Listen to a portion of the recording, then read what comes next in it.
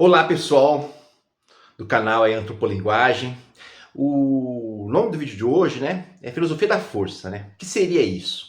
Filosofia da Força é um termo que eu criei para falar sobre deontologia, que é o quê? Que é pensar, a virtude, a ação, a estratégia, em como a filosofia pode nos auxiliar nesse aspecto da vida, que é muito importante, Nos auxiliar sem ilusões, né?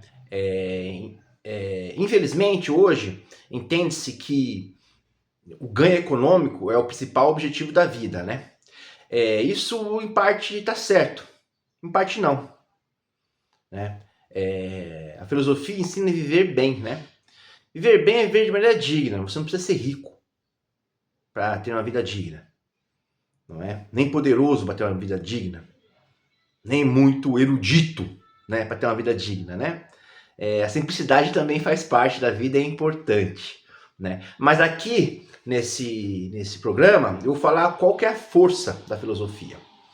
Como a filosofia pode nos tornar mais fortes, pode nos tornar mais poderosos e ensinar a gente a escolher o caminho melhor. Entretanto, já quero esclarecer aqui que filosofia não é tudo, Por isso que eu faço um diálogo da filosofia com a deontologia, que são os valores éticos e morais. Na realidade, a realização dos valores éticos e morais é o ponto mais alto da vida, Que é a virtude, no sentido ético, e no sentido extraordinário, a salvação da alma, Que é, como chama assim, o arrependimento dos erros, das fraquezas, das limitações, a conscientização de sair em prol do que eles chamam, de beatitude, salvação, beatitude eterna. Então, assim, a filosofia ela não pode dar isso, mas ela pode facilitar o caminho com a virtude, pois a virtude é o caminho, a ética é o caminho para a moral, Uma moral consciente. Porque você pode ter pessoas que seguem padrões morais, mas de maneira inconsciente, Por convenção ou por medo, Não por amar, por acreditar naquele princípio de fato, Então, assim, eu creio que, assim, o que é filosofia? Tem que definir de uma maneira bem simples, bem clara. Então, eu não vou passar para a história da filosofia. Vou fazer uma abordagem extremamente pragmática e objetiva, O que é filosofia? Filosofia é a capacidade de formular problemas e fazer conceitos para resolver esses problemas. Formular bem os problemas, E elaborar bons conceitos que resolvam os problemas. E para formular bem o problema, às vezes nem toda questão, todo problema pode ser respondido de maneira imediata, Ela demora tempo para ser respondida. Cada problema tem seu tempo para resolver. Então a filosofia ajuda a gente a formular, os problemas, formular bem os problemas e criar bons conceitos para resolver esses problemas, Então é a arte da pergunta, de certa maneira, Como Sócrates diria. Entretanto, o estudo da história da filosofia, sim, é importante e ajuda sim o filósofo, mas não precisa, o filósofo não precisa conhecer a história da filosofia para ser filósofo, Então quando ele se afasta um pouco, quando a pessoa se afasta um pouco do mundo, do espetáculo, no mundo da riqueza, da disputa pela riqueza ou da disputa pelo poder, e passa a questionar de maneira interessante, diplomática, educada, entendeu? E às vezes, enfática, no mundo, a pessoa ir, formular respostas, não só questionar, mas formular respostas, a pessoa se torna um filósofo, Durante muito tempo, a filosofia foi uma ontologia, na realidade, que é o quê? Que é uma espécie de lógica do ser, muito próxima da física e da lógica, Os primeiros filósofos eram assim, aí você vai ter ali, Revolução, Sócrates, Platão, Aristóteles, que vão trazer para o centro da filosofia a questão ético-moral. E interessante, que esse reino, da deontologia vai durar até mais ou menos ali, podemos dizer, 1700, com o iluminismo, quando a natureza, né? A ciência e a natureza em uma relação, como chama, distanciada do homem, vai voltar uma ontologia, que é o quê? Tentar transformar um homem, não trabalhar o homem como um sujeito, como um elemento sujeitador, dominante, mas como simplesmente mais uma matéria, mais uma substância da realidade. Talvez assim, o último deontólogo tenha sido o Nietzsche, a sua maneira, meio poético, meio racional, né? Meio provocador, meio louco. E assim, resumidamente, né? As virtudes, como inaugurado pelos gregos, vou usar aqui Aristóteles, né? São muitas. Entretanto, tem as principais, né? Aqueles que foi nomeado de cardeais na Idade Média, né? Que é a prudência. Todo ser é prudente, todo ser examina todas as coisas antes de agir, o ser prudente. Então, um gato é prudente, um caçador é prudente, um elefante, né? O ser humano, assim, vivo tem que ser prudente. Por quê? Porque é perigoso viver, né? Perigoso viver. A gente pode cometer erros, podemos tropeçar, podemos ser perseguidos. Segue-se da prudência o que é a capacidade de julgar, né? E uma vez que você se julga, você se coloca no lugar do outro, né? Se julga com justiça, se coloca no lugar do outro. O que é justiça? É dar a cada qual o que a pessoa merece, né? Salário é quem salário, honra quem honra, amor a quem amor, desprezo a quem desprezo, justiça a quem justiça, injustiça a quem injustiça, né? Uma vez que você faz isso, você se torna uma autoridade. Pode ser como simplesmente um amigo que está aconselhando, como um pai, como um professor, como um trabalhador, entendeu? Que é a fortaleza. E segue-se uma vez que você se torna objeto da moral, o equilíbrio de apetites, né? A temperança. Mas aqui é uma visão mais aristotélica, né? Sócrates pensa um pouco diferente, o Platão um pouco diferente. Soma-se essas virtudes cardeais às teologais, né? Que vai ser acrescentada na Idade Média, em especial formulado por São Tomás de Aquino, né? Que é a partir das cartas de Paulo, né? Que é o amor.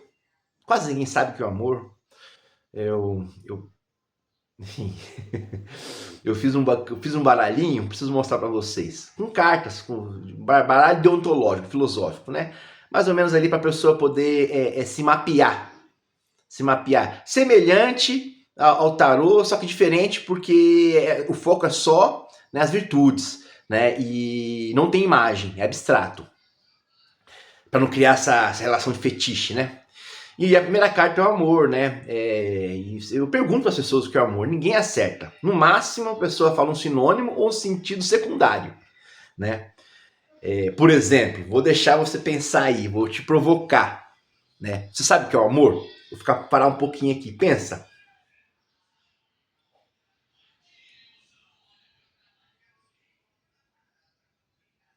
Refletiu?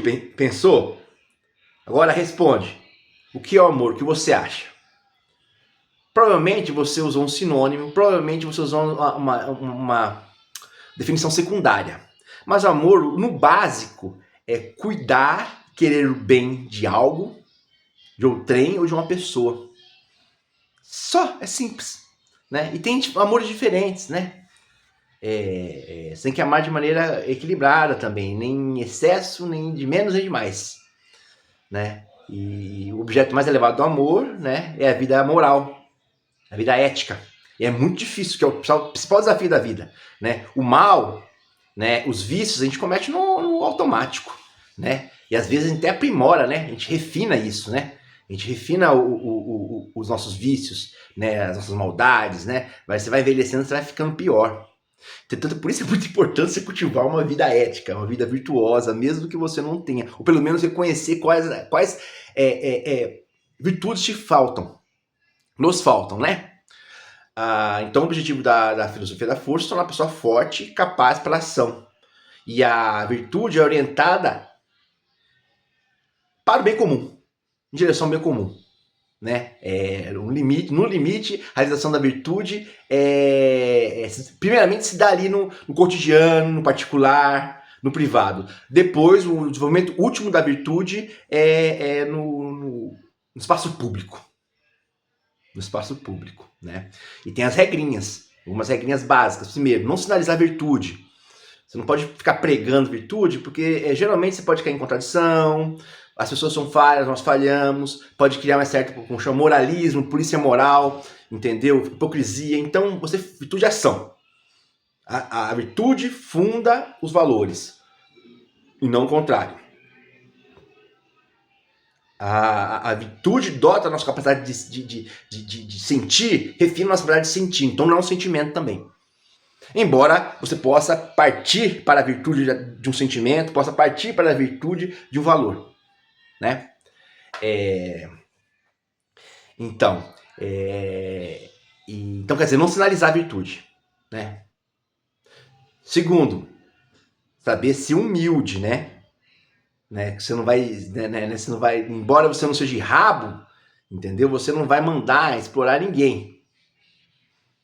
Só se for necessário, se for uma relação hierárquica institucional, legalizada, sei lá, você é um chefe de setor, você é um militar, você é um professor, então tem que exercer hierarquia assim, né? Mas a virtude você, né, faz com humildade, mesmo a autoridade. As autoridades têm que fazer com humildade.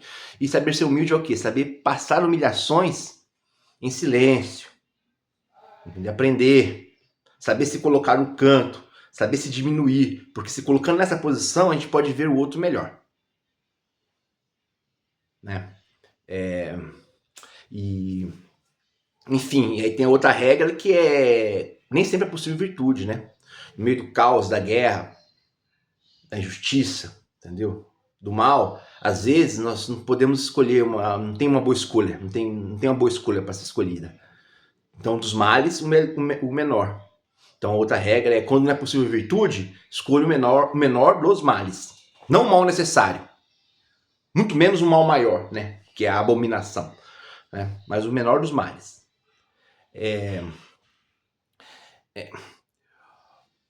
Outra coisinha,